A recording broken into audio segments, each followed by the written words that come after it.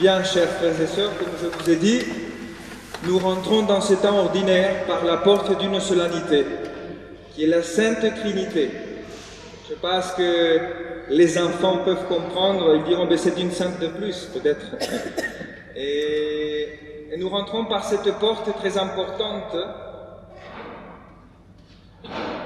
Le Père, Dieu, le Fils, Dieu le Père, Dieu le Fils et Dieu Saint-Esprit. Trois personnes divines, un seul Dieu, une seule nature. La question c'est, et comment on comprend la Trinité? Mais la réponse c'est qu'on ne pourra jamais la comprendre, ici. C'est pour cela qu'avant tout, avant de faire cette homélie, il est nécessaire de dire qu'on ne pourra jamais comprendre la Trinité avec notre intellect. On peut dire quelque chose, mais on ne pourra jamais comprendre. Parce que la Trinité, c'est le mystère central de la foi chrétienne. C'est le mystère. Mais non pas le mystère dans le sens où cela est caché à nous. Le mystère dans le sens où cela nous a été révélé. J'aime beaucoup le pape Benoît XVI, alors cardinal Ratzinger, disait que tout ce qu'on a pu dire sur la Trinité au cours des siècles, tous les livres de théologie qui ont été faits sur la Trinité, disait Benoît XVI, ne sont que des balbutiements d'un enfant qui essaye de parler. Vous savez, un enfant, quand il commence, il essaye de dire quelque chose. C'est ça, tous les traités de théologie de Trinité. Imaginez maintenant, oser faire une homélie sur la Trinité. Et pourtant, on peut dire quelque chose sur Dieu. Pourquoi? Parce qu'il s'est révélé. Nous pouvons connaître et parler de Dieu, non pas parce que nous avons fait je ne sais pas combien d'années de théologie. Je les ai faites, je vous avoue que le cours de Trinité, il m'a laissé... J'ai compris deux choses. Que plus tu essayes de l'expliquer, plus tu t'embrouilles, mais que Dieu est communion. Voilà la Trinité pour moi. Et pourquoi je dis cela? Parce qu'on peut dire quelque chose sur Dieu, oui, mais non pas avec notre intellect. Nous pouvons dire quelque chose sur Dieu parce que nous en avons fait l'expérience. Et ça change tout, mes frères. Dieu s'est révélé à nous. Depuis le commencement avec Abraham, avec cette histoire de salut, avec le peuple d'Israël, imaginez une chose, la première lecture, je ne sais pas si vous avez pu l'écouter, si les cloches vous ont laissé écouter, parfois elles font ce qu'elles veulent, hein, je ne comprends plus rien. Mais cette parole est magnifique, parce que qu'est-ce qu'on peut dire sur Dieu? Ce qu'il a dit lui, de lui-même. C'est ça. Et quelle est la première révélation que Dieu fait de lui-même aux hommes? C'est qu'il vient le chercher. Mais vous comprenez là l'explosion que cela signifie. Que toute l'histoire des religions a été l'histoire de l'homme qui s'efforce pour chercher et trouver Dieu. Le judéo-christianisme est toute une autre chose.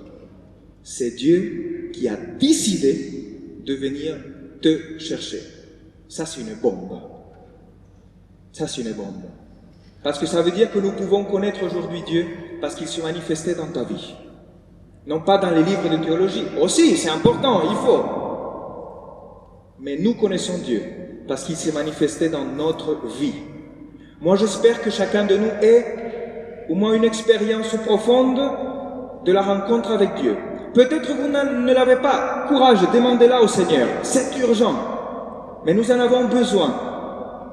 Quelle est la première révélation que Dieu fait de lui-même dans cette première lecture? C'est qu'il va à la recherche du peuple d'Israël. Il lui dira une chose incroyable. Je vous le dis parce que peut-être qu'on n'a pas trop entendu à cause des cloches. Le Seigneur interroge son peuple et lui dit: interroge les temps anciens qui t'ont précédé. Depuis le jour où Dieu créa l'homme sur la terre, est-il arrivé quelque chose d'aussi grand? Est-il un peuple qui est entendu comme toi la voix de Dieu qui parlait au milieu du feu? Qu'est-ce qu'il veut dire le Seigneur par là? Est-il un peuple qui ait entendu ma voix comme toi tu l'as entendu dans ta vie? Ça veut dire que la première chose que Dieu dit de lui-même, c'est qu'il vient te chercher aujourd'hui par sa parole pour que tu puisses le rencontrer encore une fois. Parce que c'est là où on peut connaître Dieu. La deuxième chose qu'il a dit de lui-même, Alors qu'en fait, la Trinité, le Seigneur a dit, vous savez qu'au peuple d'Israël, il lui avait dit, écoute Israël, Adonai Eloheinu, c'est-à-dire le Seigneur est notre Dieu, ce que je viens de dire, c'est-à-dire qu'il est quelque part, dans ce sens-là, un Dieu personnel, parce que c'est notre Dieu, parce qu'il a voulu se mêler de ton histoire et de mon histoire. Parfois on pense que Dieu est congelé dans son éternité, un peu comme ça, à tout contrôler. Dieu n'est pas congelé dans son éternité, Dieu est dynamisme, Dieu est un dynamisme, Dieu bouge, Dieu travaille, parce qu'il vient te chercher. Et ensuite il a dit, Adonai Echad, le Seigneur est un, uno, unique. Pourquoi Dieu a dit cela? Parce que c'est vrai, parce qu'il est un seul Dieu, et parce que à cette époque-là, il y avait beaucoup de polythéisme, on croyait en beaucoup de dieux. Imaginez si au tout début le Seigneur allait dire à Abraham, je suis le Dieu Trinité, Père, Fils, Esprit Saint. Abraham était polythéiste, il allait dire, ah j'ai compris, il y a 3 dieux. Non, Dieu a une pédagogie. Et la première chose qu'il va dire, c'est je suis l'unique. Et pourquoi cette parole nous rejoint aujourd'hui? Parce qu'aujourd'hui le Seigneur nous le rappelle, je suis l'unique Dieu de ta vie. Parce qu'aujourd'hui, on peut vivre dans un polythéisme pratique, c'est-à-dire de se fabriquer des dieux, qui sont des faux dieux.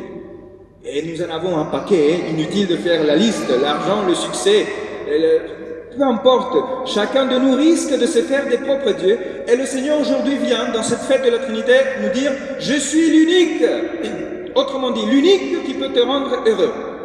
Ni la télé, ni Netflix, ni les matchs de foot, ni, j'ai raison comme un garçon là, ni ce que vous aimez tous, je ne sais pas. Non, je suis l'unique qui peut combler les désirs de ton cœur. Adonai Echad, je suis un. Et ensuite, la révélation plénière est arrivée avec Jésus-Christ qui a cassé le moule. Il nous a montré le visage de Dieu. Déjà parce que lui-même, il a pris un visage d'homme. Nous avons pu par première fois voir le visage de Dieu. Et dans la deuxième lecture, Dieu lui-même, à travers son Fils Jésus-Christ, nous fait cette deuxième révélation. Que dit Dieu de lui-même?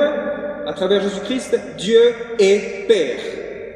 Et ça, mes frères, ça c'est encore une autre bombe. Désolé, mais c'est, je sais pas, mais quand on réfléchit à ça, on devrait tomber par terre. Que souvent je le dis, mais à moi ça m'épate, ça me laisse ébobine, jamais mieux dit, n'est-ce pas? Et le Seigneur est Père, c'est-à-dire que je peux appeler Dieu Père, Papa, le Dieu de l'univers, c'est lui qui a fait les galaxies, et c'est mon Père. Et là nous comprenons quelque chose de Dieu. Cette expérience que nous avons à faire avec lui en tant que Père, pour nous réconcilier peut-être avec notre Père terrestre. Il nous montre la véritable image du Père. Et qu'est-ce qu'on peut dire de plus? C'est que Dieu est Trinité. Père, Fils, Esprit Saint, oui. Ne vous inquiétez pas pour comprendre, parce qu'on ne vient pas à l'église pour comprendre ce mystère, mais pour le vivre. C'est-à-dire qu'aujourd'hui, le Dieu Trinité, l'unique Dieu en 3 personnes, peut venir dans ta vie. Vous savez que, tout en étant un seul Dieu, les 3 personnes divines ont des missions différentes, distinctes. Le Père, il est créateur.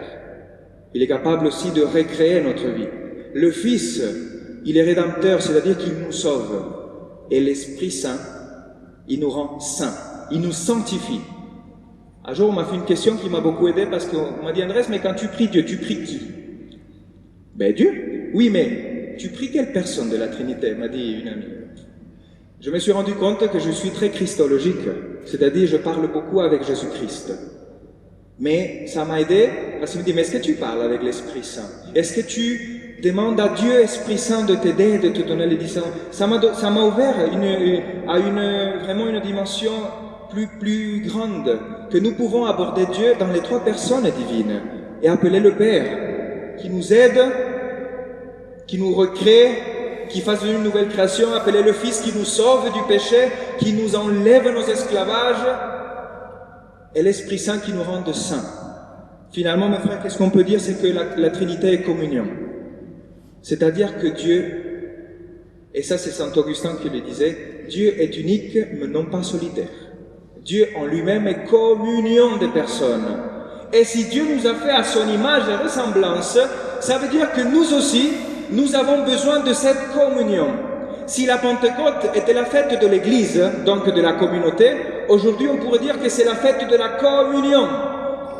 Parce que de la même façon où le Père et le Fils sont en communion parfaite, et ça s'appelle Esprit Saint, nous sommes appelés à être en communion avec nous-mêmes, avec Dieu et avec nos frères. Difficile, n'est-ce pas? Vivre la communion.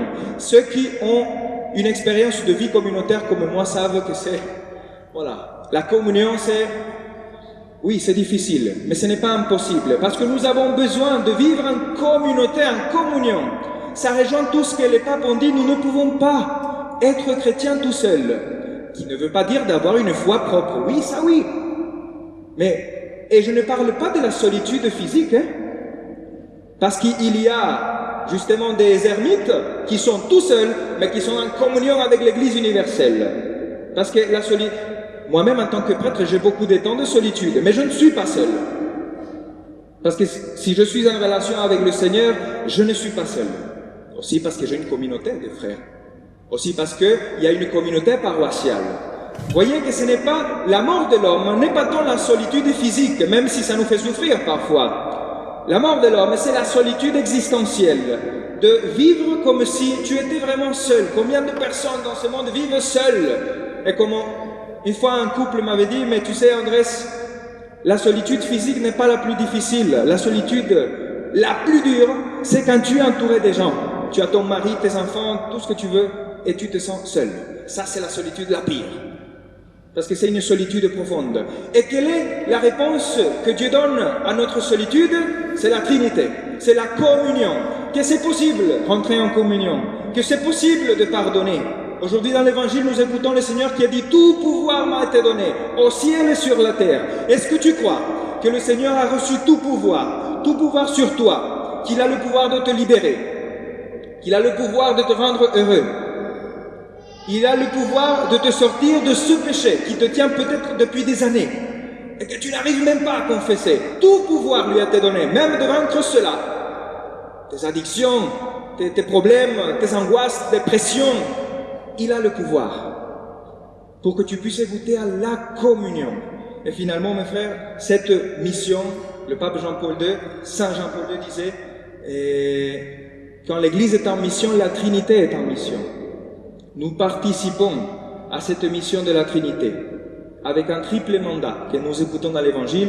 Allez, faites des disciples, baptisez-les au nom du Père, du Fils et du Saint-Esprit, et enseignez-leur tout ce que je vous ai commandé. Ça s'appelle l'initiation chrétienne. Aujourd'hui, le Seigneur, malgré notre faiblesse, a confiance en nous et veut nous faire participer de cette mission trinitaire. Mais pour qu'on puisse participer, d'abord, laissons-nous habiter par Dieu. Et finalement, qu'est-ce qu'on peut dire? Comment on pourrait résumer tous les traités de théologie sur la Trinité? C'est en disant une seule chose, je pense que vous l'avez compris. Dieu est amour. C'est lui qui a expérimenté l'amour de Dieu, a tout compris, même s'il n'a pas fait des années de théologie. C'est pour ça que la petite dame qui a passé sa vie à prier le chapelet avec une piété incroyable que personne ne connaissait, elle ne comprenait rien, mais elle a tout compris. Parce que peut-être elle a fait l'expérience de l'amour de Dieu dans sa vie. Qui fait cette expérience, c'est que nous connaissons Dieu. Non pas parce que nous avons fait une spéculation philosophique, mais parce qu'il est venu nous chercher dans notre vie. À ce moment-là, tout change. Et je peux rencontrer la Trinité dans ma vie. Mes frères, que dans cette fête de la Trinité, le Seigneur puisse venir habiter en nous, à travers aussi l'Eucharistie. Il se donne à nous, pour que la Trinité puisse agir en nous. Demandons au Père, au Fils, au Saint-Esprit cette grâce. Demandons au Père de nous recréer à nouveau, de commencer une vie nouvelle. Demandons au Fils de nous sauver encore une fois de nos péchés. Et demandons au Saint-Esprit de nous rendre saints, parce que ça c'est notre vocation. Ne regardez pas vos faiblesses. Ne restez pas là. Levez les yeux. Si nous sommes tous faibles, oui. Mais ne regardez pas votre faiblesse. Regardez le Seigneur qui est plus fort, parce que tout pouvoir lui a été donné. De telle façon qu'une fois qu'il te guérit, qu'il me guérit, nous pouvons partir en mission. Faire des disciples, non pas par le prosélytisme, mais par notre vie, parce que le christianisme ne marche pas par prosélytisme, mais par attirance. C'est-à-dire que quand je rencontre un chrétien, j'ai envie d'être comme lui, pas parce qu'il est parfait, mais parce que malgré ses difficultés, il est différent. Que nous puissions aussi baptiser, c'est-à-dire amener à la foi les personnes qui découvrent le Dieu Trinité, le mystère le plus grand qui existe. Et finalement, je vous donne une anecdote pour vous dire que vraiment, c'est pas la question d'essayer de comprendre. Saint Augustin, qui a fait un grand traité sur la Trinité, mais un jour il se cassait la tête à essayer de comprendre cette Trinité, et il marchait sur la plage, et il a eu une apparition, mais il ne savait pas que c'était une apparition. C'était un enfant qui avait fait un trou sur la plage, et il allait avec un seau, une espèce de seau, et prenait l'eau de mer et la mettait dans le petit trou. Et là, Augustin marchait, embrouillé de ses pensées, à essayer de comprendre une chose qu'on ne peut pas comprendre. Et il voit cet enfant et lui dit, mais qu'est-ce que tu fais, petit?